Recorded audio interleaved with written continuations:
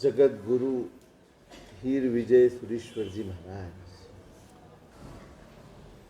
આજે એમનો પરમ પાવન સ્મૃતિ દિવસ છે. વિક્રમ સંવત 1652 એમનો કાળધર્મ થયો. આજે 429 વર્ષ પરિપૂર્ણ થયા. વર્ષો વર્ષ જગતગુરુની વાત થાય છે. વર્ષો વર્ષ એમની કથા કહેવાય છે. વર્ષો વર્ષ એમનું સ્મરણ કરવામાં આવે છે. પણ હવે એ આપણી એક તાસીર બની ગઈ છે, આપણી એક આદત બની ગઈ છે.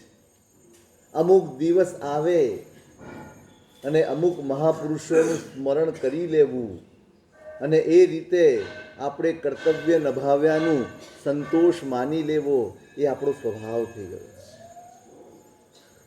મહાપુરુષો પુસ્તકમાં ને મૂર્તિમાં નથી સચવાતા, મહાપુરુષો જીવનમાં સચવાય છે. મૂર્તિની કે પુસ્તકની આવરદા બહુ ઓછી છે. જગત ગુરુનું જીવન આપણે દરેક મહાપુરુષને પુસ્તકમાં સુરક્ષિત કરી નાખ્યા છે, મંદિરમાં મૂર્તિ બેસાડીને સુરક્ષિત કરી નાખ્યા છે, પણ જીવનમાં એમની કોઈ ઝલક, એમનો કોઈ અણસાર આપણે અનુભવી શકતા નથી. મહાપુરુષો માત્ર ગુણગાન કરવા માટે નથી, મહાપુરુષો માત્ર કથા કરવા માટે નથી. મહાપુરુષોનું જીવન આપણા જીવનમાં અનુભવ જગાવવા માટે જ. એમના જીવનનું એકાદ તત્વ, એમના જીવનની એકાદ સારપ, એનો અનુભવ જો આપણે આપણા જીવનમાં કરી શકીએ તો એમના ગુણગાન, એમની સ્તુતિ, એમની પ્રતિમા, એમના ચરિત્રો, એમની કથાઓ એ બધું લેખેલ ગણાય.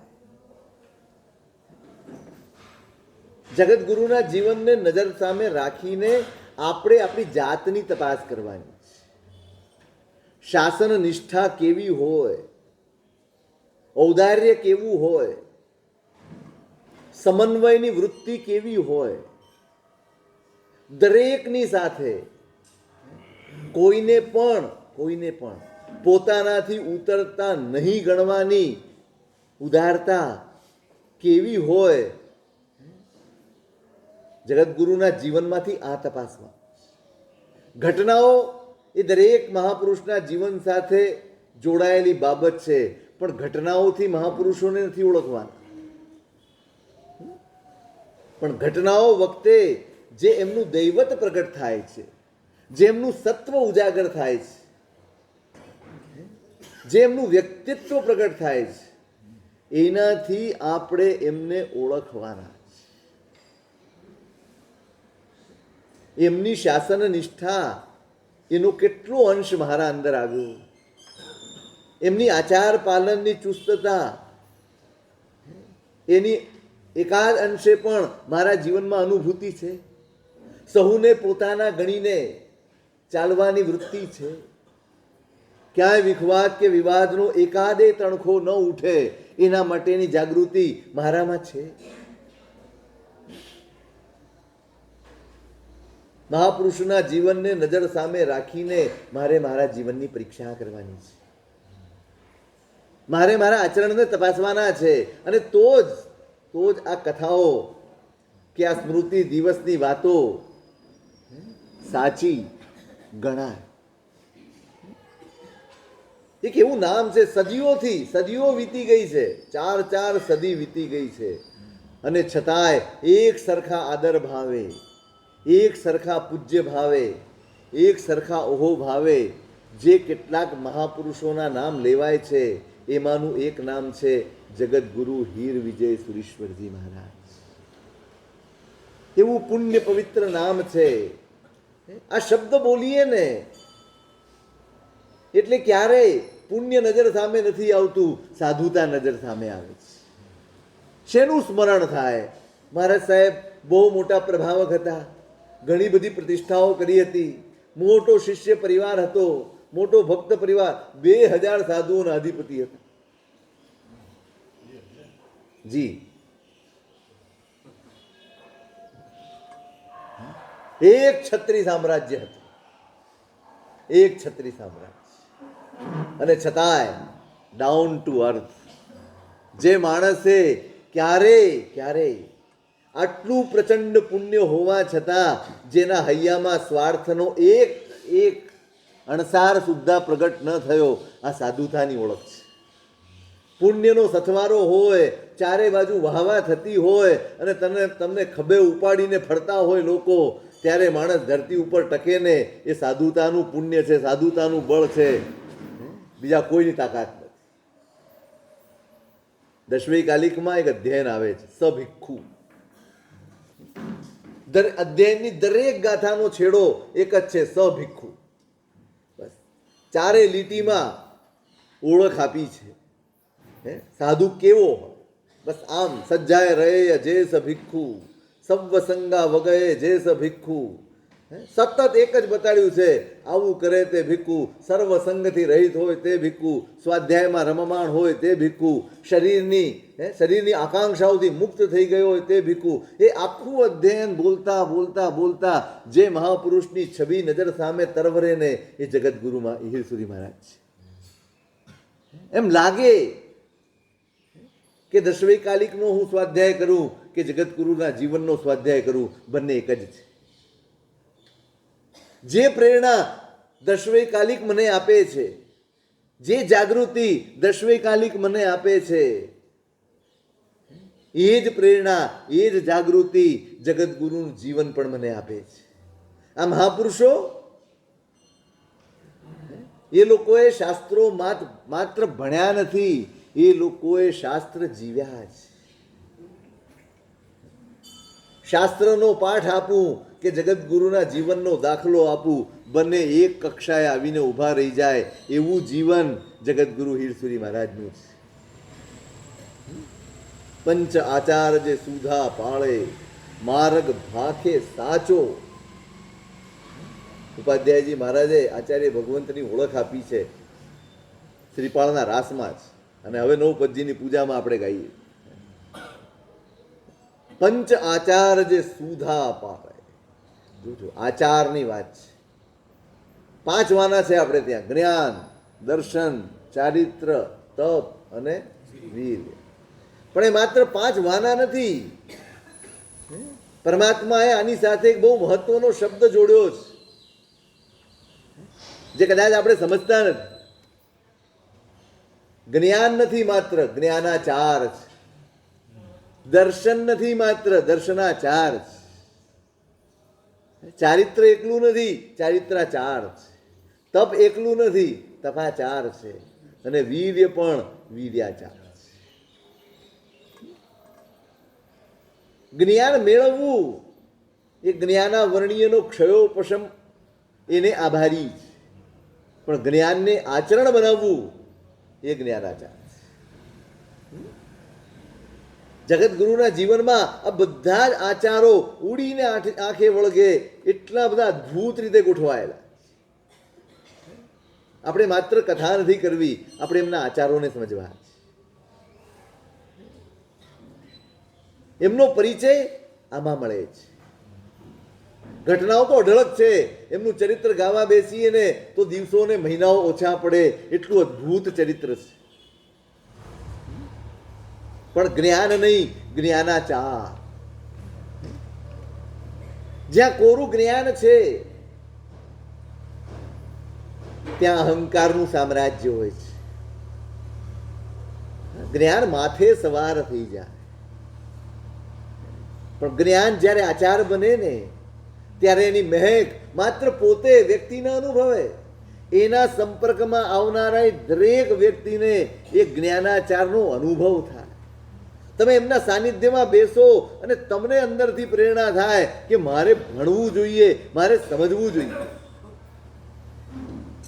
કોરું જ્ઞાન એ તો અહંકાર પેદા કરે, કોરું જ્ઞાન એ તો વાદ વિવાદમાં લઈ જાય, વિખવાદમાં ઘસડી જાય. પણ જ્ઞાનાચાર બને ને ત્યારે સમન્વય પેદા થાય, ત્યારે સૌને પોતાના ગણવાની ઉદારતા પેદા થાય. એમણે 2 પટ્ટક તૈયાર કર્યા. એક સાધુના આચારનો પણ પટ્ટક છે, એક 12 બોલનો પણ પટ્ટક છે. એ પટ્ટકના કેટલાક બોલ બહુ સમજવા જેવા છે.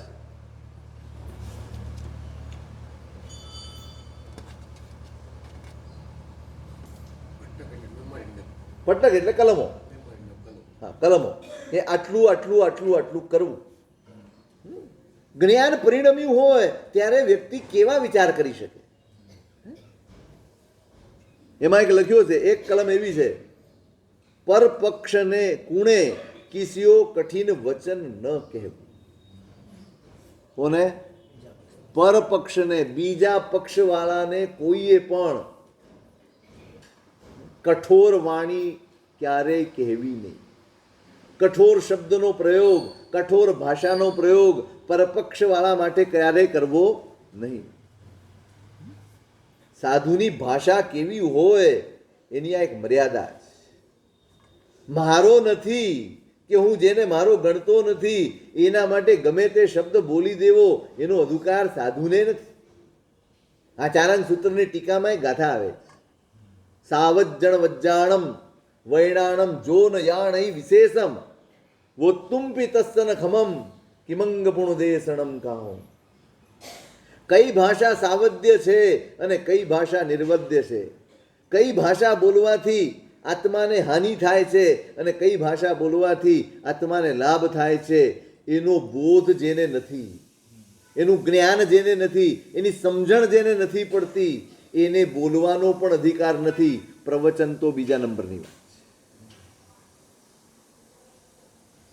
છે. એને આસન ઉપર બેસીને વાત કરવાનો પણ અધિકાર નથી. પાડ ઉપર બેસીને પ્રવચનની વાત તો બહુ દૂરની ગણાય. હું બોલું છું એ શબ્દો, એ ભાષા, એ વાક્ય કે એ વાતો સાવદ્ય છે કે નિર્વદ્ય, એનો વિવેક પહેલા કેળવવો પડે. અને એટલે સાધુ જીવનમાં સૌથી પહેલા દશવૈકાલિકનું અધ્યયન કરવામાં. આખું 7મું અધ્યયન સુવક્ત શુદ્ધિ અધ્યયન છે. સુવાક્ય શુદ્ધિ અધ્યયન. તમારી ભાષા કેવી હોવી જોઈએ એનું ઘડતર જેમાં દરબાયેલું છે, એનું ઘડતર જેનાથી થાય એવું અધ્યયન 7મું અધ્યયન. આખું અધ્યયન એનું છે. કઈ ભાષા બોલાય, કેવા શબ્દો બોલાય, ક્યારે ન બોલાય, કોને કહેવાય, કોને ન કહેવાય, એકે એક વાત સૂક્ષ્મતાથી એ આખા અધ્યયનમાં કરવાના.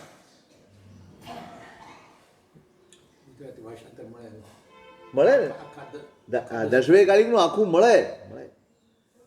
કેટલી અદ્ભુત મર્યાદાઓ બતાડી છે. નહીં ક્યાંય આ બધા જ જે 12 બોલનો પટ્ટક બનાવ્યો છે ને, તમે વિચારજો. માણસ જ્ઞાન શક્તિ હોય તો બધે મુઠભેડ કરી શકે, બધાને પરાજિત કરવાનો વિચાર કરી શકે, બધાની સામે તર્ક અને વિતંડા ઊભા કરીને જીતવાનો વિચાર કરી શકે. પણ નહીં, જે જ્ઞાન શાંતિ પેદા ન કરે, જે જ્ઞાન સંપ પેદા ન કરે, જે જ્ઞાન સમન્વયની દ્રષ્ટિ પેદા ન કરે, જે જ્ઞાન અહંકાર પેદા કરે, એ અજ્ઞાનથી વિશેષ કાંઈ નહીં. જ્ઞાનમાં ને અજ્ઞાનમાં ફરક શું છે? મને આવડે છે ને મને નથી આવડતું? ના, મને આવડે છે ને નથી પચ્યું એ અજ્ઞાન છે. નહીં પચેલું જ્ઞાન એ જ અજ્ઞાન છે. ભણી તો શકાય છે, જાણી શકાય છે, પ્રકાંડ થઈ શકાય, વિદ્વાન થઈ શકાય છે, જ્ઞાની નથી થઈ શકાય. જે જાણે છે એ વિદ્વાન છે, જે ઠર્યો છે એ જ્ઞાની છે. જે ઠર્યો છે અને જેના સાનિધ્યમાં આવનારને ઠારે છે એનું નામ જ્ઞાની છે. જ્ઞાની ઉત્તેજિત ન કરે, જ્ઞાની ચડાવે નહીં, ઉશ્કેરે નહીં. જ્ઞાની તે જે ઠારે. પરપક્ષને કોઈએ કઠોર વચન ન કહેવું. જોજો બીજી કલમ એક લખી છે, પરપક્ષીકૃત ધર્મ કાર્ય સર્વથા અનુમોદના યોગ્ય નહીં એમ કુણે ન કહેવું. બીજા પક્ષવાળાનું કોઈ પણ સત્કાર્ય હોય તો એની અનુમોદના ન કરવી, એવી ભાષા ક્યારેય વાપરવી નહીં. આપણા સિવાયનો છે એટલે એની અનુમોદના ન થાય, એને વંદન ન થાય, એને ઓરાવાય નહીં. કેટલાય તાંડવ ચાલે છે. આ જ્ઞાનનો અપચો છે. અહીંયા લખ્યું છે કે જે જૈન નથી, જે જૈન ધર્મના અનુયાયી નથી કે જૈન ધર્મ સમજ્યા નથી, પામ્યા નથી, એ જીવોમાં પણ દાન રુચિપણું હોય, સ્વભાવમાં વિનય હોય, અલ્પ કશાયી હોય, પરોપકારીપણું હોય, દાક્ષિણ્ય હોય, દયાળુ હોય, પ્રિય બોલનારા હોય કે ભવ્યપણું હોય, આવા માર્ગાનુસારીના ગુણો બીજામાં પણ હોય ને તોય અનુમોદના કરવાની વાત શાસ્ત્રકારોએ કરી છે, જ્ઞાનીઓએ કરી છે. તો પછી જે ધર્મ કર્તવ્ય છે એની અનુમોદનાથી પાછા કેમ કરી શકાય? એની અનુમોદનામાં બંધન કેમ કરી શકાય? બાધા કેમ પહોંચાડી શકાય? પછી એક લખ્યું છે, પરપક્ષી સંઘાતે ચર્ચા ઉદીર્ણા કુણે ન કરવી. બીજા પક્ષવાળા સાથે કોઈએ ચર્ચા, વાદ વિવાદની વાત ન કરવી. હા, કોઈક તમને ઉશ્કેરે તો તર્કપૂર્વક, સમજણપૂર્વક જવાબ આપવો, પણ ક્લેશ ક્યારેય કરવો નહીં. ક્લેશ નહીં કરવા, ક્લેશનો નિષેધ. શાસ્ત્રને અનુસારે ઉત્તર દેવું, પણ ક્લેશ વધે તેમ ન કરે. શાસ્ત્ર અનુસારે એને જવાબ ચોક્કસ આપવો, દ્વેષ રાખ્યા વગર આપવો, દુર્ભાવ રાખ્યા વગર જવાબ આપવો. પણ એમ લાગે કે અહીં ક્લેશ થાય એવું છે તો એ ક્લેશથી દૂર રહેવું.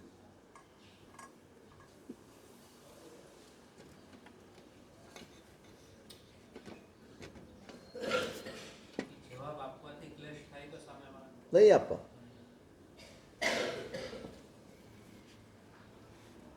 જે લોકો વિવાદ કરવા નીકળે છે ને ચર્ચા કરવા નીકળે છે ને એનું પોત બહુ નબળું હોય છે, એનું સત્વ બહુ નબળું હોય છે. એ માણસો વાત સમજવા માટે નથી નીકળતા, પોતાની વાત કોઈકની અંદર થોભી બેસાડવા માટે નીકળે છે.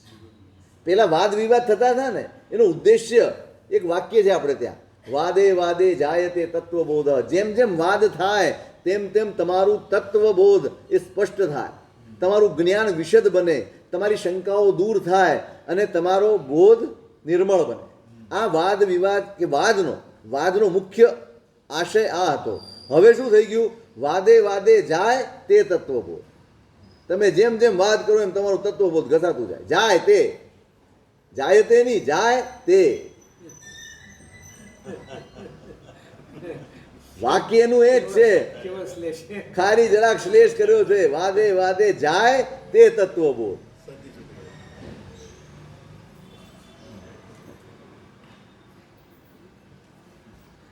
જે લોકોને માત્ર વિતંડા કરવી છે, જે લોકોને માત્ર હું સાચો છું એ અહંકાર જાહેર કરવો છે ને એ લોકો સાથે દૂર રહેવું, હંમેશા દૂર રહેવું. હું તો એક જ કહું છું, તમને કદાચ જવાબ ન આવડે ને, કદાચ તમને સમજણ ન પડે, તમારે એક જ વાક્ય કહેવું, ભાઈ અમારા ગુરુ બસ એ અમારા આંખ માતે છે ને અમે એમના ઉપાસક છીએ. એમણે અમને આરાધક ભાવ શીખવાડ્યો છે અને એ અમે સાચવીએ. કોઈ બી તિથિની આરાધના કર, કોઈ બી વારની આરાધના કર, ગમે ત્યારે કરને ભાઈ. મુખ્ય વસ્તુ તિથિ નથી, મુખ્ય વસ્તુ આરાધક ભાવ છે. મુખ્ય વસ્તુ સંતિક્રમ નથી, મુખ્ય વસ્તુ તમારી ચિત્તની પરિણતિ છે. એમાં જો નિર્મળતા ન હોય અને હું બીજાને ખોટા ઠરાવવાની મગજમારી કરતો હોઉં તો સમજી લેવાનું કે હજી શાસનમાં પ્રવેશ જ નથી પામ્યો. મુક્તિની વાત તો કરવાની જ રહેતી નથી, એ તો અધિકાર જ નથી રહેતો.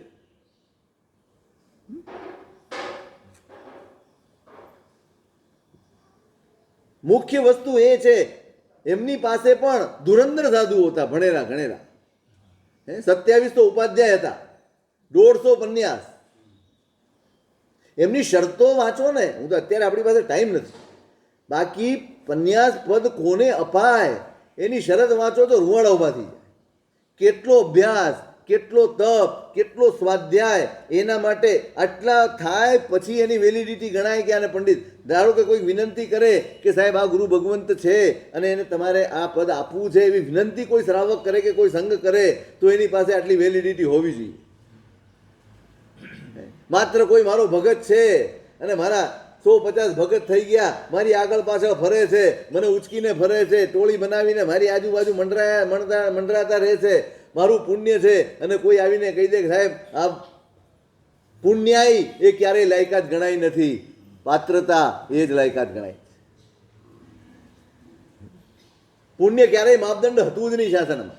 પુણ્ય જરૂરી છે, પુણ્ય આવશ્યક છે, પુણ્ય એક સાધન છે, પણ પાત્રતાથી ઉપર ક્યારેય નહીં. પુણ્ય છે પણ એનું સ્થાન જુદું છે, પાત્રતા સર્વોપરી છે. એની પાત્રતા માટેના આપ્યા છે આખું લિસ્ટ. આપણી પાસે ટાઈમ નથી કે કોને પંડિત પદ આપી શકે. એવા 150 પંડિતો જગતગુરુની નિશ્રામાં, 27 ઉપાધ્યાયો એમના સાનિધ્યમાં, એવા એક એક માત્ર આચાર્ય પદને યોગ્ય નહીં, એક એક ઉપાધ્યાય ગચ્છપતિ થાય એવા યોગ્ય જીવો. કેવી પાત્રતા હશે, કેવી જાગૃતિ હશે. તમને એક જ વસ્તુ કહું, દાનસુરી મહારાજ જગતગુરુ હીરસુરી મહારાજના ગુરુ છે. એમની અવસ્થા થઈ, હવે ગચ્છપતિ કોને બનાવે? ધર્મસાગરજી મહારાજ સૌથી મોટા વડીલ, ખૂબ ઉદ્ભટ વિદ્વાન, ખૂબ વિદ્વાન, ખૂબ ચારિત્ર પાત્ર છે, વડીલ છે. એટલે દાનસુરી મહારાજે કીધું, ધર્મસાગરજી તમારે આ ભાર સંભાળવાનો છે. કેવું લાગે હે સાહેબ? ગચ્છપતિ તમને બનાવે છે, તમારા ગુરુ તમને ગચ્છપતિ બનાવે છે. સામેથી એમ કહે છે કે હવે આ ભાર તમારે ઉપાડવાનો. કેવા ગલગલિયા થાય!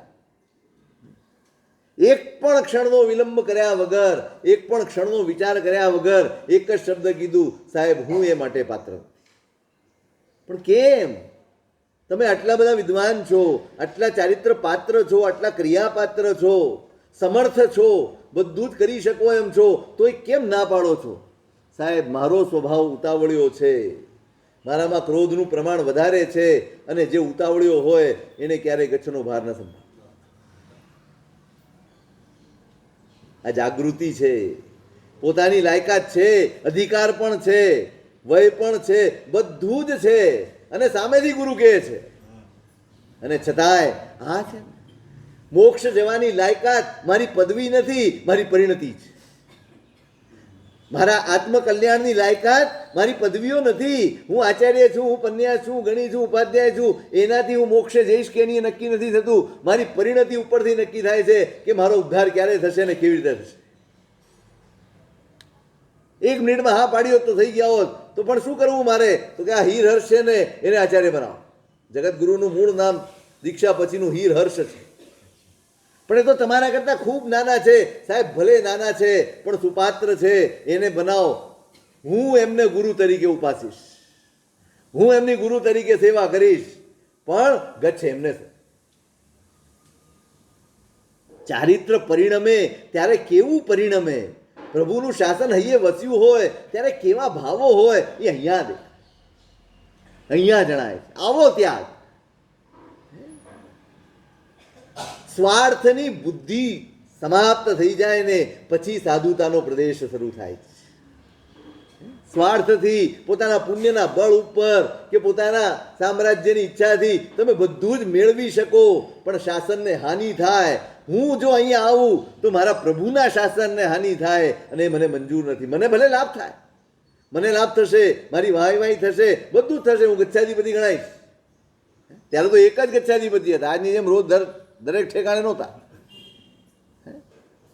આ તો એની એ ચૂંટણી થવા માંડી છે. વિચિત્ર લાગે એવો સમય આવ્યો છે આપણી પાસે, અને છતાંય આપણે પાટે બેસીને જગતગુરુની વાતો કરીએ. ખરેખર જગતગુરુનું જીવન વાંચીએ ને, એક બાજુ એમની સાધુતા જોઈને માથું ઊંચું થઈ જાય છે, અને બીજી બાજુ જાતનો વિચાર કરીએ તો શરમથી માથું નમી જાય. એમની સામે રાખીને જોઈએ, ક્યાં એનો એકાદોય અંશ આપણામાં ક્યાંય દેખાતો? કઈ બાબતનો આપણને ફાંકો છે ને એ સમજાતું? કઈ બાબત? કેવો કાળ!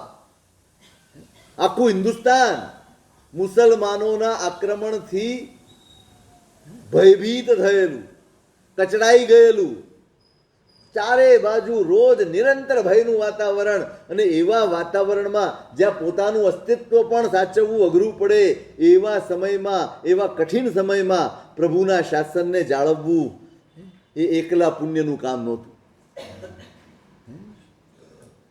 ત્યાં બધા જ આચાર જેના પરાકાષ્ઠાએ પહોંચ્યા હોય ને એ જ વ્યક્તિ, એવા જ સત્વવાળી વ્યક્તિ આ શાસનનું રક્ષણ કરી શકે, આ શાસનને. અને એવા એવા એવા અકબર જેવા ક્રૂર, કેવી ક્રૂરતા, કેવી હિંસક મનોવૃત્તિ.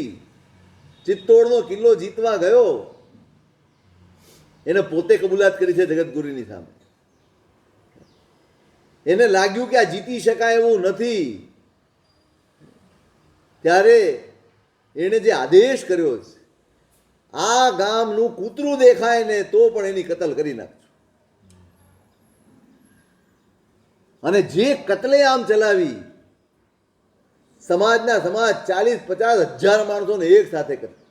બહેનો આવ્યા તો બહેનો, દીકરીઓ આવી તો દીકરી, નાના બાળકો આવ્યા તો બાળકો, બધાની કતલેઆમ. હું ખુન્નસ આવી ગયું, હું સહેલાઈથી કેમ ન જીતીશું. એટલો ક્રૂર માણસ.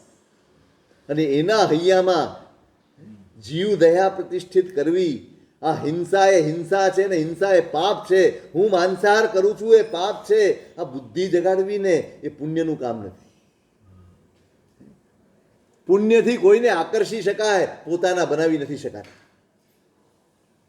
પોતાના બનાવવા માટે આચાર જોઈએ, આચાર નિષ્ઠા જોઈએ, જીવંત આચાર જોઈએ.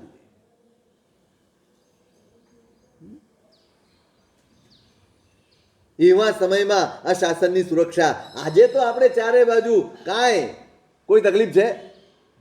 તકલીફરૂપ હોય તો હવે આપણે પોતે જ છીએ. આપણે પોતે જ તકલીફરૂપ છીએ. આપણે જ આપણા ધર્મમાં, આપણે જ આપણી ઉન્નતિમાં બાધક બનીને બેઠા છીએ. બાકી કોઈ, તે વખતે તો બહારના અને અંદરના બધા જ આક્રમણો હતા, કાંઈ સામાન્ય સમય નહોતો. અને એવા વખતે આ શાસનને એક સૂત્રે બાંધી રાખવું એ કોઈ સામાન્ય બાબત નહોતી. લોઢાના ચણા ચાવવા જેવી બાબત હતી. અને એ કામ જગતગુરુએ કર્યું. આપણે ક્યાં સરખામણી કરી શકવાના? કેવી રીતે સરખામણી કરી શકવાના? આવી બધી બાબતમાં જગતગુરુ યાદ ના આવે. હા, જગતગુરુએ નવાંગી ગુરુ પૂજન કરાવ્યું હતું એટલે હું પણ કરાવું, એ યાદ આવે? કોની સાથે કમ્પેર કરે? જગતગુરુની સાથે. ક્યાં જગતગુરુ, ક્યાં રાજા ભોજ ને ક્યાં ગાંગો તેલી. આપણી હેસિયત તો એનાથી એ નીચી છે ભાઈ. સાચું કહીએ ને તો એમના ગુણગાન ગાવાની આપણી લાયકાત નથી.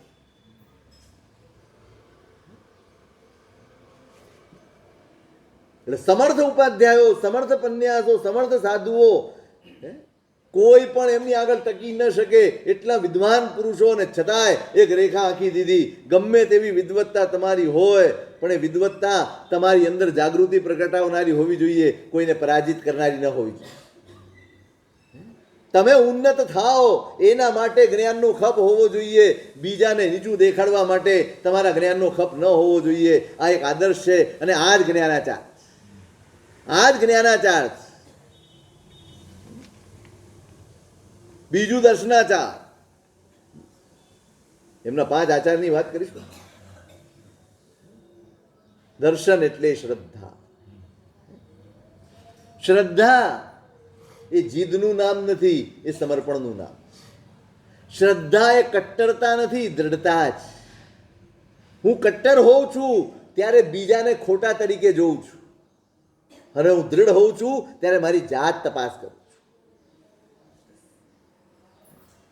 શ્રદ્ધા એ મારું માપ કાઢવાનું તત્વ છે, બીજાના માપતોલ કરવાનું તત્વ નથી. મારી શ્રદ્ધા એવી ન હોય કે જે બીજાની ખણખોદ કરે. મારી શ્રદ્ધા મારા અંતર્મુખ થવાની સાધના છે. મારી શ્રદ્ધા એ મારું આત્મનિરીક્ષણ કરવાનું સાધન છે, બીજાની પંચાયત કરવાનું સાધન નથી.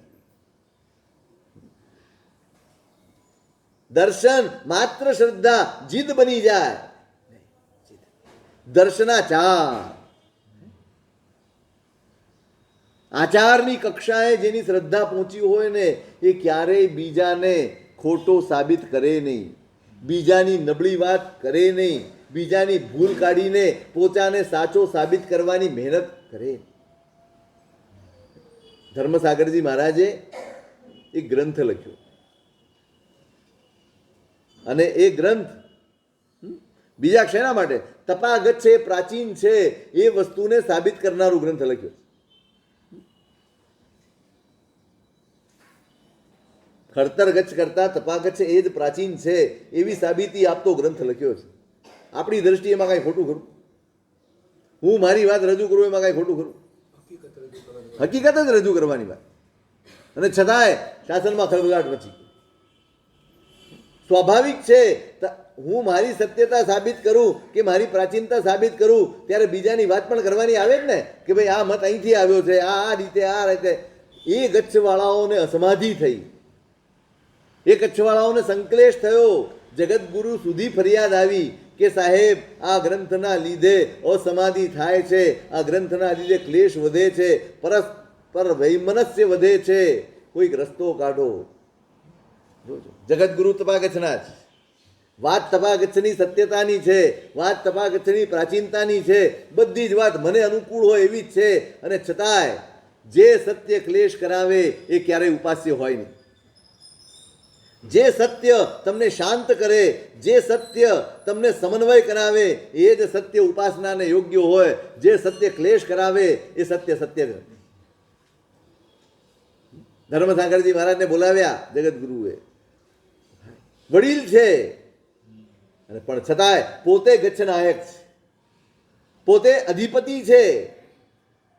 આદેશ કર્યો આ ગ્રંથ ભલે તમારી વાત સાચી હોય તો પણ મારી સાચી વાતથી બીજાને ક્લેશ થાય તો એ વાતને આપણે પાછી ખેંચી લેવી જોઈએ, અને એ આખો ગ્રંથ જલશરણ કરાવ્યો.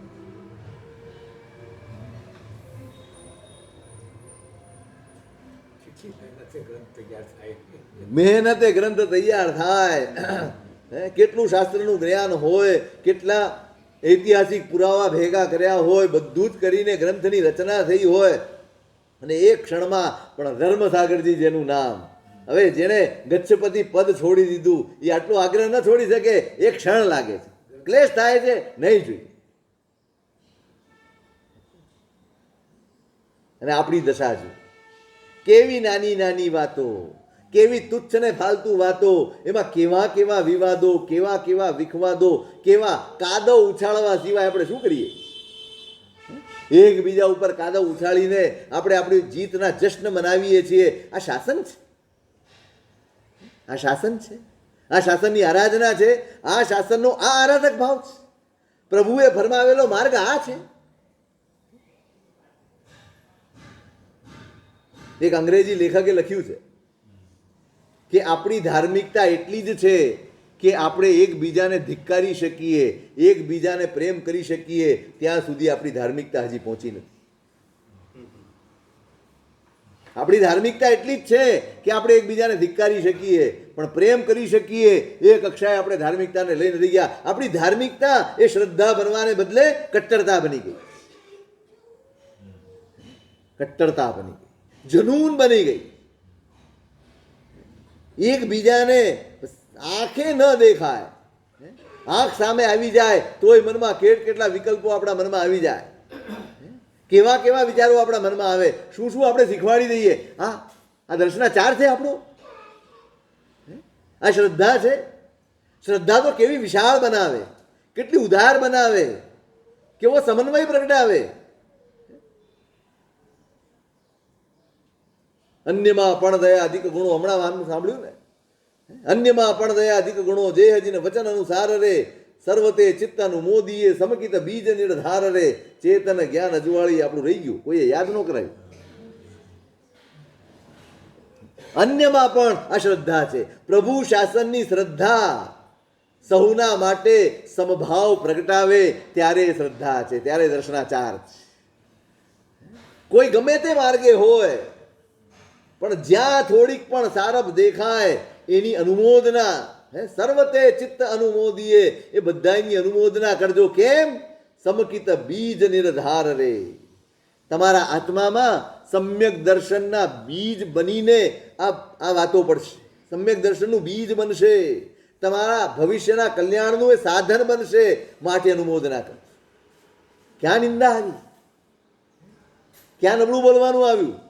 આપણે પાછું એને સોફિસ્ટિકેટેડ બનાવી નાખીએ, શુગર કોટેડ બનાવી નાખીએ. સાહેબ, રક્ષણ કરવું પડે ને શ્રાવકનું. શેનાથી રક્ષણ? ખરેખર તો તમારાથી જ રક્ષણ કરવાની જરૂર છે.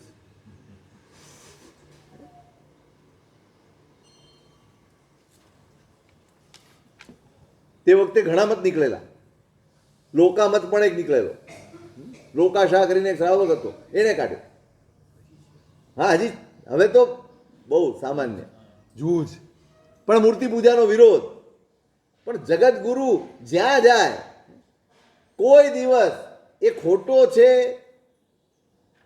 એ વાત નહીં કરવા. હા, મૂર્તિ પૂજા એનું પ્રમાણ આપવાનું, મૂર્તિ પૂજાની સ્થાપના કરવાની, મૂર્તિ પૂજા એ સાચી છે, શાસ્ત્ર સિદ્ધ છે એ વસ્તુ સ્થાપિત કરવાની. જેને સમજાય એ સ્વીકારે, ન સમજાય તો એના વિખવાદ, એના વિતંડા એ ઊભા ન કરવા. જેના હૈયે દર્શનાચાર પ્રતિષ્ઠિત થયો છે એ બીજો જ્યાં ખોટો હોય એ ખોટાને સુધારે. કોઈની બુદ્ધિ ફેરવી નાખવી એ દર્શન, એ શ્રદ્ધા નથી, એ દર્શનાચાર નથી. દર્શનાચાર એ છે કે બીજાની અંદર રહેલી નબળાઈ હોય, કોઈ ખોટી માન્યતા હોય, કોઈ ખોટી સમજણ હોય, પ્રભુ શાસનથી વિરુદ્ધ સમજણ હોય તો એને સુધારે, એ દર્શનાચાર.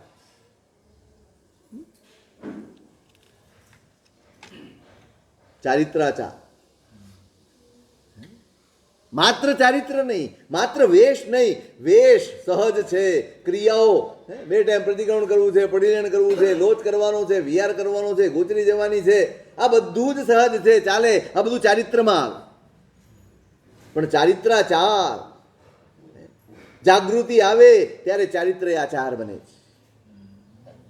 હું તો પ્રતિક્રમણ કરી લઉં ને તો પ્રતિક્રમણમાં જાગૃત નથી, ચારિત્રાચાર ક્યાં?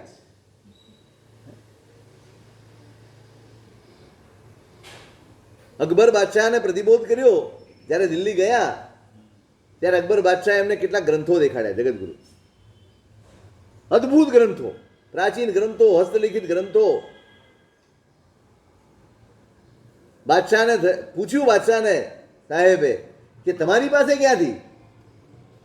તો કે નાગપુરીએ ગચ્છના, તપા ગચ્છના પદ્મ સુંદર ગણી મહારાજ સાહેબ હતા, એમનું આ ભંડાર છે ને મારી પાસે છે. જગતગુરુ રાજી થયા ભંડાર જોઈને. એમના ચહેરા ઉપરથી બાદશાહને એમ લાગ્યું કે મહારાજ સાહેબને પુસ્તકો ગમ્યા છે, એટલે એમ કહી દીધું કે સાહેબ આ બધા જ પુસ્તકો તમે રાખો. જગતગુરુએ કીધું કે ભાઈ મારે પરિગ્રહ નથી, અમારે જ્યારે જ્યારે જે પુસ્તક જોઈએ, જ્યાંથી જોઈએ ત્યાંથી અમને મળી રહે છે, માટે હું માલિકીનું પુસ્તક રાખી શકું.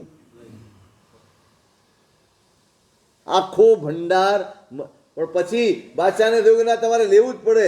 પછી અબુલ ફઝલે મારા સાહેબને કાનમાં કહ્યું સાહેબ આપ લઈ લો, બાદશાહ રાજી થશે. માની ગયા. આગ્રામાં જ અકબરના નામે ભંડાર બનાવીને ત્યાં મૂકી દીધું. માલિકીનો ભાવ નહીં. આ ચારિત્રાચાર. મારી સાધુતા દૂષિત થાય. આજે હું અહીંયા ભંડાર બનાવીને જઉં મારા નામનો કે આ બધું મારું છે, મારું પુસ્તક છે, જે ગામે જઈશ ને ત્યાંથી ચિંતા કરીશ, ત્યાંથી એક જણ કેવડાવશે સાહેબ ફલાણું પુસ્તક કોઈક લઈ ગયું છે, એટલે મારા મનમાં ત્યાં ચતરાટ, કોણ લઈ ગયું હશે, કોણ હાલા જે આવે છે બધા ચોર છે. આવા આવા વિચારો મારા મનમાં આવી જ જવાના. પુસ્તક જે ઉપકરણ છે, અધિકરણ નથી, ઉપકરણ છે, એનો પણ પરિગ્રહ કરવો નથી. એવા આચારમાં જીવનારા જગતગુરુ. અને આજે પૈસો પણ મને પરિગ્રહ લાગતો નથી. તમને તો નથી જ લાગતો, મને નથી લાગતો. હું ટકાવારી કરું છું, હું ટકા માંગી લઉં છું. જે ઉપજ થાય એના અમુક ટકા મને આપવાના. ચાલ્યું છે ને? કરે ને કેમ? મારી પાસે હોય એનો પણ આનંદ હોય. લે ઘણો ઉપયોગ છે, આપણને શું ખબર પડે?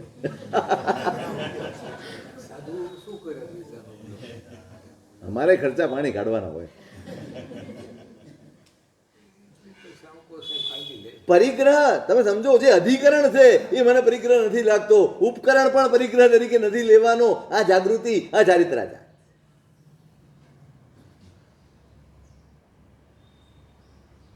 જગતગુરુને અકબર બાદશાહે પ્રશ્ન પૂછ્યો, સાહેબ મને ફલાણો ફલાણો ગ્રહ નડે છે, ફલાણાની દશા છે, આ ચાલી રહી છે, શનિમાં મીનની દશા ચાલી રહી છે અને બહુ નડે એવી છે, મને કંઈક. આટલું બધું ભણેલા છે જગતગુરુ, એને જ્યોતિષ ન આવડતું હોય એ માનવાને કોઈ કારણ નહીં. હવે બાદશાહને રીઝવવા જ આવ્યા છે? ના, રીઝવવા નથી આવ્યા, પ્રતિબોધ કરવા આવ્યા. રીઝવવું એક અલગ વસ્તુ છે, પ્રતિબોધ એક અલગ વસ્તુ છે. ધર્મ પ્રતિષ્ઠિત કરવો એ પ્રતિબોધ છે, અને એને ખુશ કરી દેવો એ રીઝવવાનું છે. સાધુ કોઈને રીઝવે નહીં, પ્રતિબોધ કરે. સાધુ કોને રીઝવે? એના માટે તો બે જ જણા છે રીઝવવાના, એક છે મારો પરમાત્મા અને એક મારો આત્મા. એ સિવાય કોઈને રીઝવવાના ન હોય એનું નામ તો સાધુતા. બે સિવાયના કોઈને પણ રીઝવવાની વાત આવે એ સાધુતાનો ભાંગો જ, એ સાધુતા ખંડિત કરે છે. કેમ? મારા પરમાત્મા સિવાય અને મારા આત્મા સિવાય બીજું છે શું? કોના માટે જીવવાનું? રીઝવવા માટે, ખુશ કરવા માટે. એટલે તમે કેવડાવો મને, સાહેબ હું 8 વાગે આવું છું, પ્રતિક્રમણનો ટાઈમ રહેવા દો, હું ફટાફટ 10 મિનિટમાં પ્રતિક્રમણ કરીને તૈયાર થઈ જાઉં. કેમ? કોણ આવવાનું છે ભાઈ? મળવા આવવા. કોણ ચડી ગયું?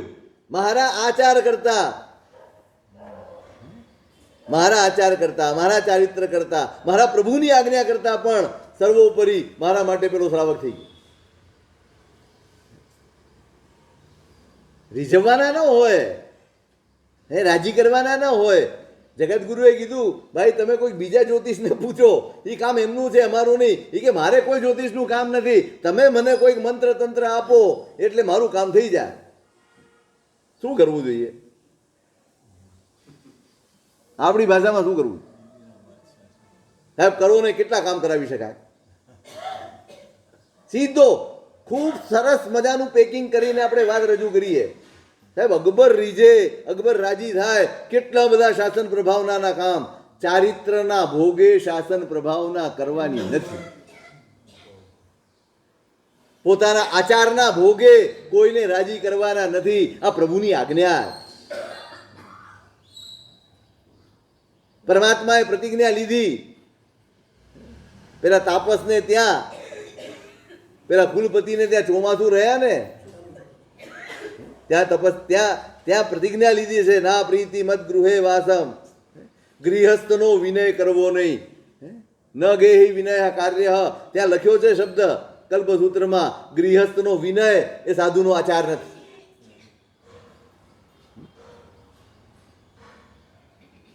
રીઝવી શક્યા હોત. જગતગુરુએ કીધું કે ભાઈ મંત્ર તંત્ર ઔષધિ આ બધા સાધુના આચાર નથી. તમે બીજા જીવોને અભયદાન આપો, બીજા જીવો પ્રત્યે કરુણા રાખો, બીજાનું સારું કરો, તમારું સારું જ થશે. અને રાજા વાણિયો નહોતો ને, મૂળ વાંધો છે વાણિયો નહોતો. વાણિયો હોત ને હવે બીજા કોઈ પકડવા પડશે. આ નહીં, આ તો જવાબ જ નથી આપતા. બાદશાહ એમની નિસ્પૃહતાથી ખુશ થયો છે, પ્રસન્ન થયો છે. આટલી નિષ્ઠા આ માણસની, પોતાના ધર્મ પ્રત્યેની, પોતાના આચરણમાં આટલી બધી નિષ્ઠા. કેવી નિષ્ઠા? સાહેબ માગો, તમે માગો એ આપ.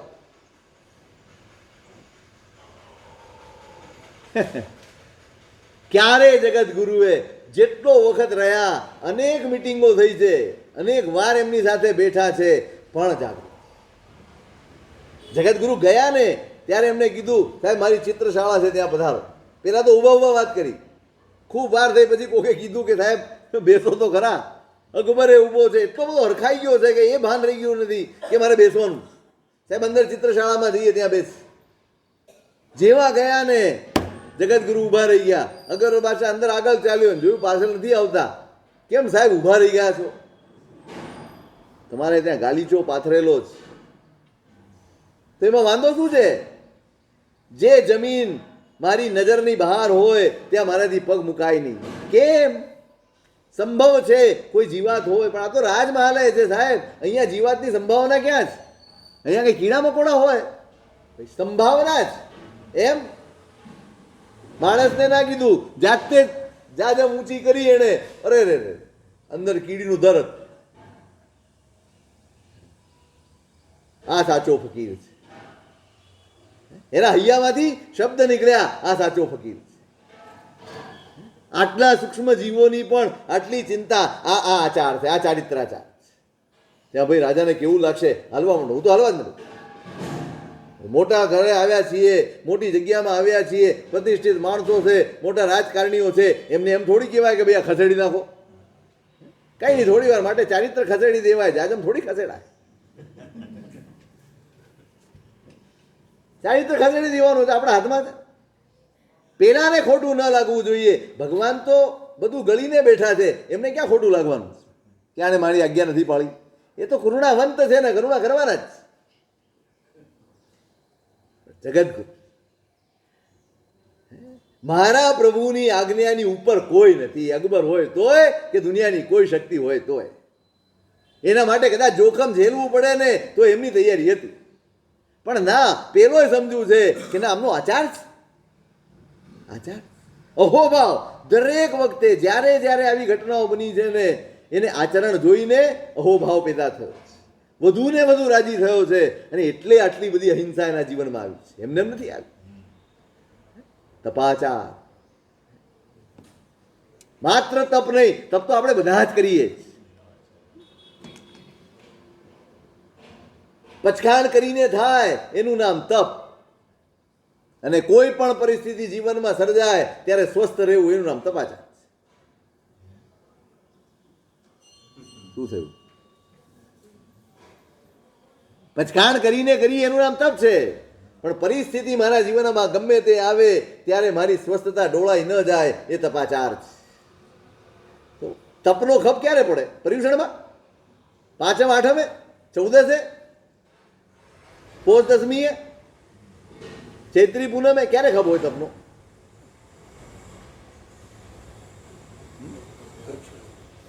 ચોવીસ કલાક તપસ્વી હોય, શ્રાવક હોય કે આરાધક, એ તપસ્વી જ હોય. અને તપસ્વી હોય એ આરાધક હોય. આ ભાવ કઈ તમે 24 કલાક તપ નથી કરી શકવાના, 24 કલાક પચકાણ નથી કરી શકવાના, 12 મહિના પચકાણ નથી કરી શકવાના, પણ આજે જે પચકાણ કર્યા એનું પરિણામ દેખાવું જોઈએ જીવનમાં. એ તપાચાર છે.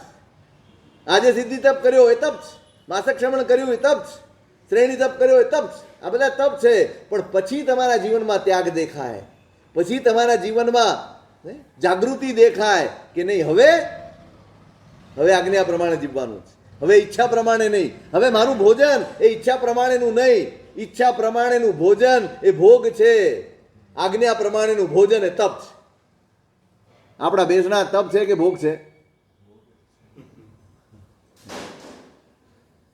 મને કહો, આખું વર્ષી તપ કરીએ એમાં બેસણું તપમાં ગણાય કે ભોગમાં ગણાય? કેમ? સ્પષ્ટતા કરી. ઈચ્છા જેમાં નથી ને આજ્ઞા જેમાં મુખ્ય છે. તમે રોજ ખાઓ. સાધુને એટલે નિત્ય ઉપવાસી ગયો છે. કેમ? પ્રત્યેક ક્ષણ એની આજ્ઞા પ્રધાન હોય છે.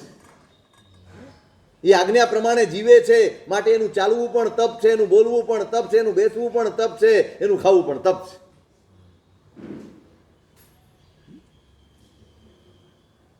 એકવાર ગોચરી વાપરીને જગતગુરુ ઉઠ્યા.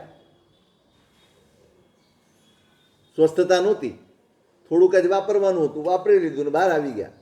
અને થોડી વાર થઈને એક શ્રાવક દોડતો આવ્યો, સાહેબ સાહેબ સાહેબ. માળણીમાં બેઠેલા સાધુ બહાર આવી ગયા કે સાહેબ આજે બહુ મોટી ભૂલ થઈ ગઈ. શું થયું? તો કે સાહેબ અમે ઘરે ખીચડી રાંધી હતી ને સાહેબ પધાર્યા હતા, અમે ખીચડી ઓરાવી, પણ અમે ચાખીને ત્યારે ખબર પડી કે ડબલ કરતાં વધારે મીઠું નખાઈ ગયું. સાધુના શરીરમાં પડથેવો છૂટી ગયો, કારણ કે આજે જે ખીચડી લાવ્યા હતા થોડી, એ બધી જગતગુરુ વાપરી ગયા.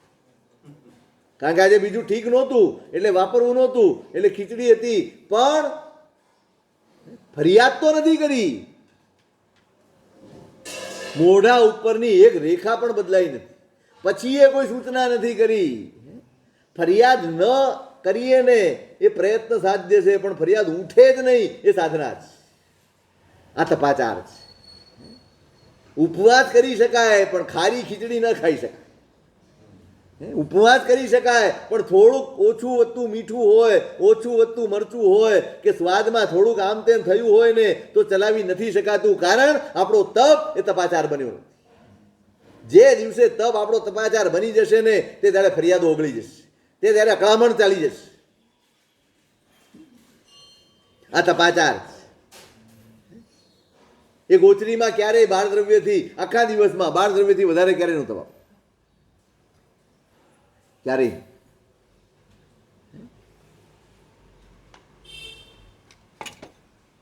એમના તપનું વર્ણન તમે વાંચ્યું હશે હીરસુરી મહારાજના ચરિત્રમાં.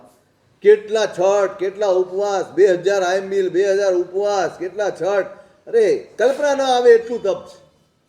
આટલી મોટી જવાબદારી વચ્ચે પણ આટલો તપ. અને છેલ્લો વીર્યાચાર. વીર્યાચાર એટલે હું? વીર એટલે પરાક્રમ. જ્ઞાન મેળવી શકાય, દર્શન મેળવી શકાય, ક્રિયાઓ કરાવી શકાય, બધું જ થાય. પુણ્ય સંપદાના સ્વામી છે, અનેક પ્રકારનો વૈભવ છે એમની પાસે, અને છતાંય આટલું પુણ્ય, આટલો વૈભવ, આટલી સમૃદ્ધિ, સમૃદ્ધિ જ કહેવાય ને. અરે 2000 સાધુના અધિપતિ હોય તો કે નાનું પુણ્ય નથી, પણ એ પુણ્ય માથે સવાર નથી થયું ને, એ જ વીર્યાચાર.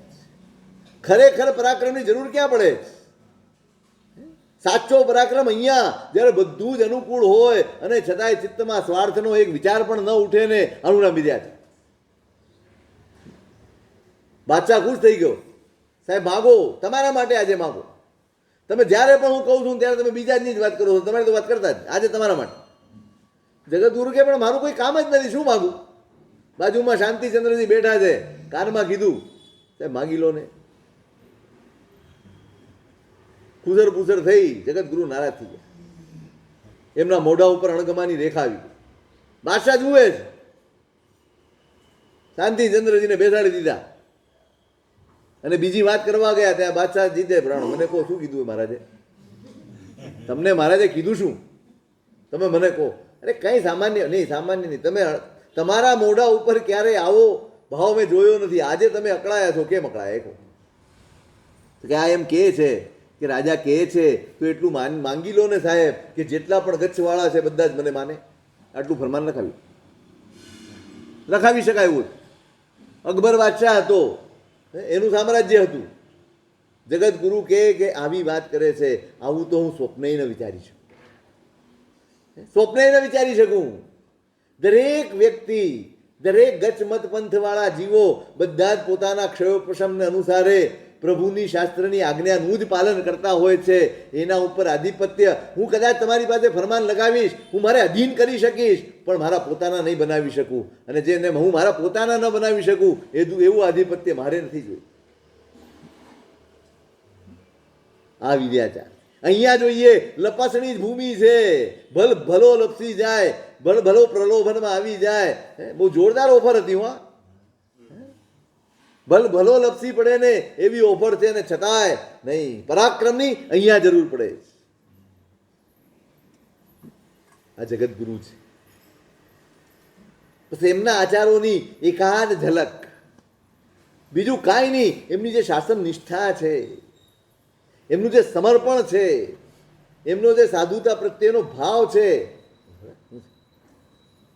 એ ભાવ, એ નિષ્ઠા, એ સમર્પણ, એ શ્રદ્ધા, એ આપણા જીવનમાં પણ પ્રગટે ને તો જ એમની આ કથા કે એ ગુણગાન એ આપણા જીવનમાં લેખે